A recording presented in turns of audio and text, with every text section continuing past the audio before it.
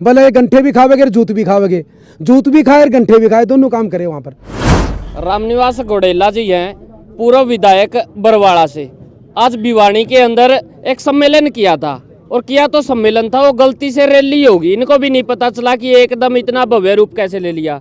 घोड़ेला साहब, पहले तो आपको मुबारक हो, इस सम्मेलन को रैली का रूप दे दिया।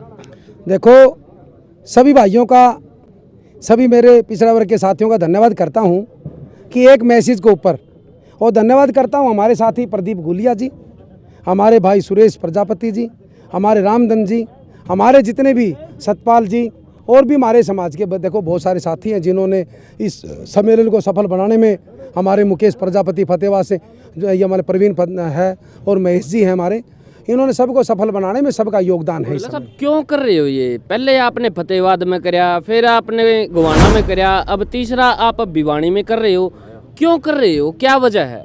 ये तो आपात इंसान, हाँ, पशु पक्षी भी जब चिल्लाते हैं, जब उनके ऊपर कोई हमला करता है, वे सारे पशु पर इकट्ठे हो जाते हैं। इसलिए हम तो इंसान, हाँ, अगर हमारे साथ ये कोई अगर जाति करे तो हम इकट्ठे तो होंगे नहीं। ये सरकार एक एक वर्ग पर हमला करना चाहती है, कभी व्यापारी पर हमला करती है, आज से 2 साल पहले किसानों पर हमला किया, अब पिछड़े वर्ग के ऊपर हमला कर दिया, कभी ऐसी भाइयों पर हमला करते हैं। ये सरकार एक एक करके सब पर हमला करती है, और देखो जो भाई बोलेगा उसकी बात तो ये मान लेती है, और वरना बलि का बकरा बना देती है सरकार।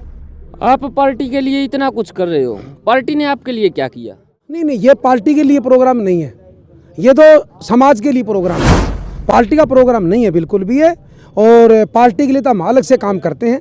लोग कहते हैं बिला जी, जो भी दिशा निर्देश होते हैं, जैसे हुड्डा साहब कहते हैं आप वैसे ही कर देते हो। आज इतना बड़ा प्रोग्राम कर दिया, गोवाना में भी ऐसे ही हुआ, फतेहबाद में भी ऐसा, अगला प्लान भी बता दो फिर किसके अकॉर्डिंग कैसे कर रहे हो? देखो बात सुनो, हुड्डा साहब तो मेरा नेता है, ठीक है, देखो जो भाई जिसके साथ रहेगा, सक्की सुई तो उसी के ऊपर चलेगी नहीं। जैसे कि रामधन जी किसके साथ रहते हैं, प्रदीप जी किसके साथ रहते हैं, सुरेश जी किसके साथ रहते हैं, जो भाई जिसके साथ रहेगा उसी की हिमालय सक्की सुई जाएगी, ऐसी कोई बात नहीं। हुड्डा साहब तो मेरे नेता हैं।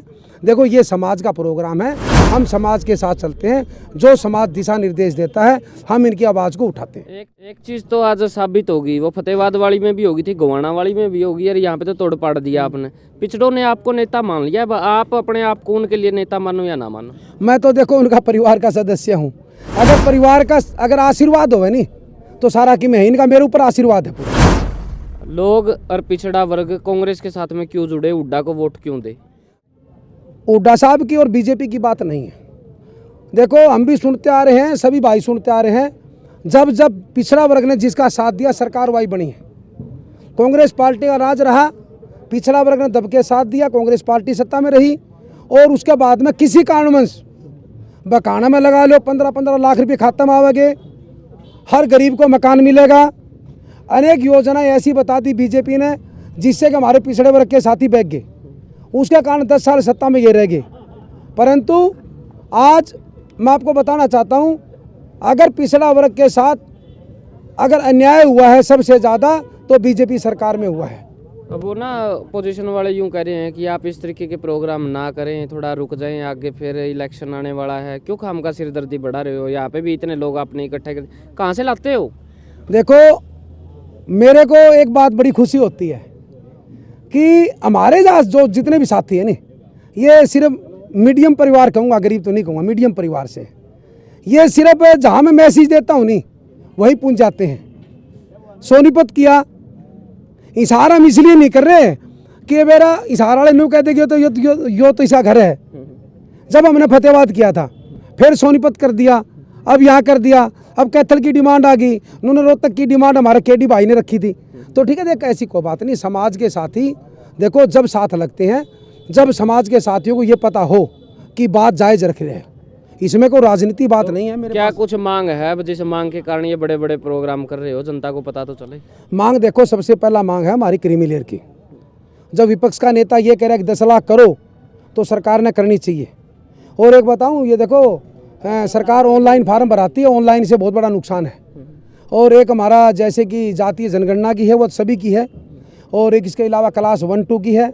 एक गरीबों का जैसे कि कांग्रेस की सरकार में हुड्डा साहब के राज में 400 करोड़ रुपया कर्जा माफ़ किया था, वो माले कर्जा माफ़ दोबारा किया जाए। 100 वर्ग गज के प्लाट जो हमारे समय में दिए थे उनको दोबारा लागू किया जाए। लोकी भाई पीछे कहाँ रह गए मेरा भाई, लेट हो गए, आ जाओ। तो एक जैसे कि वजीफा की बात है, वजीफा भी मान ले सरकार ने लगभग बंद ही कर दिया, यो वजीफा की स्कीम दोबारा लागू की जाए।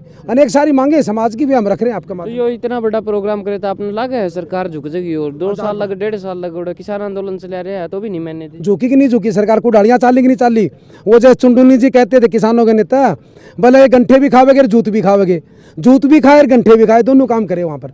चलो बहुत बहुत धन्यवाद। ये थे रामनिवास घोड़ेला जी, पूर्व विधायक बरवाड़ा से, और भिवानी के अंदर बड़ा प्रोग्राम किया, सम्मेलन किया था और रैली का रूप ले लिया उसने। बाकी आप इस पूरे इंटरव्यू को और इस पूरे सम्मेलन को, पूरी रैली को किस प्रकार देखते हैं? मात्र कुछ लोगों से शुरुआत हुई थी और आज जैसे जैसे ये आगे बढ़े काफिला जुड़ता गया, कुर्सियां भरती गई और पैर रखने की भी जगह नहीं थी लास्ट टाइम के ऊपर, आपने देखा होगा। पूरे इंटरव्यू को किस प्रकार देखते हैं कमेंट सेक्शन में जवाब देना मत भूलिएगा। धन्यवाद। जय हिंद, जय भारत।